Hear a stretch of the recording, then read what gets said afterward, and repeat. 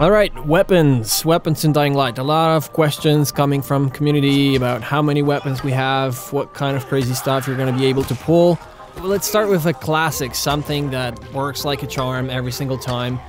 A baseball bat. Now, as you improve your character, you unlock special abilities, and one of them, which is actually one of my favorites, is the ability to do a charge attack. And if you aim it just right, you can actually swing, just like that, 3 guys at the same time.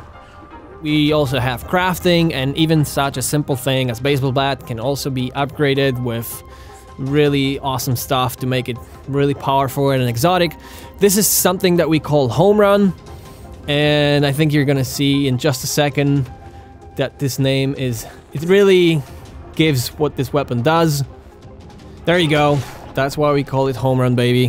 What home run blueprint does, it gives this extra spark of electricity to your baseball bat. So once you get enough of crafting parts, you can put them all together and create this very effective mod that uses very high electricity to, well, actually send them flying right into the air.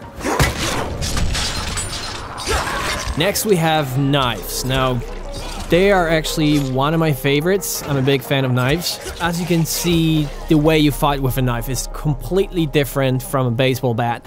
The knives are very light, they're very fast, so they don't deliver as much damage on a single hit, but then you can deliver a lot of hits in a very short time.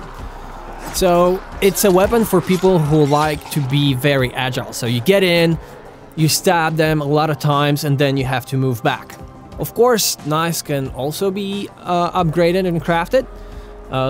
Here you can see shock electricity, which is very effective, make them sort of a dance.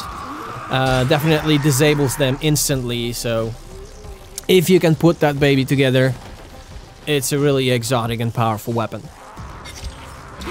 Now, something that we don't explain directly is how the elementals work together. So what I'm going to try to do now is throw a decoy that also spreads a toxin in the air.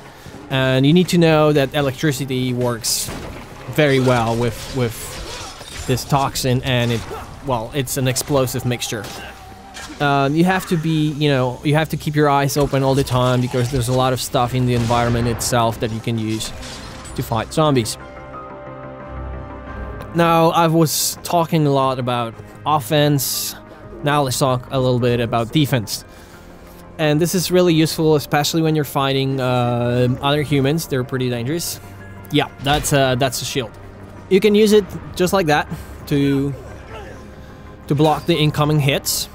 But if you can do it in the right timing, and I hope you'll be able to see that in just a moment. Yes, that's it. You can see that if you do it in the correct timing, you actually are able to stun them for a second and deliver extra hit. As you can see, we have some fancy stuff added to our shield, and if you can time it right, for example, you could freeze those guys and then shatter them to pieces. It's not only about the weapons themselves, there's a lot of stuff that you can do when you're fighting zombies. So one of the special abilities you can unlock is grabbing zombies before they grab you. And if you can use your environment, if you like fighting on heights or just throwing them around, yeah, let's get down there. But anyway, that's another special ability that you can unlock, death from above. But let's get back to the environment. So for example, I could grab her and throw her right into the spikes. But you're never safe in Dying Light. You have to keep moving, otherwise you're gonna get swarmed really quickly. So people living in the quarantine, they adapted their environment. So there's a lot of traps spread across the city, and if you can deliver a precise drop kick, that's an instant kill. Now you always have to keep your eyes open because you never know when something useful might be around. So for example, this barrel with oil, it's just enough to throw a firecracker, lure them in, explode the barrel, set them on fire. As the game progresses, players gonna get access to more sophisticated traps. This is something that we designed from the start. It's something that we thought that players will be using when they're being chased by night, something that they will allow them to break the chase and escape.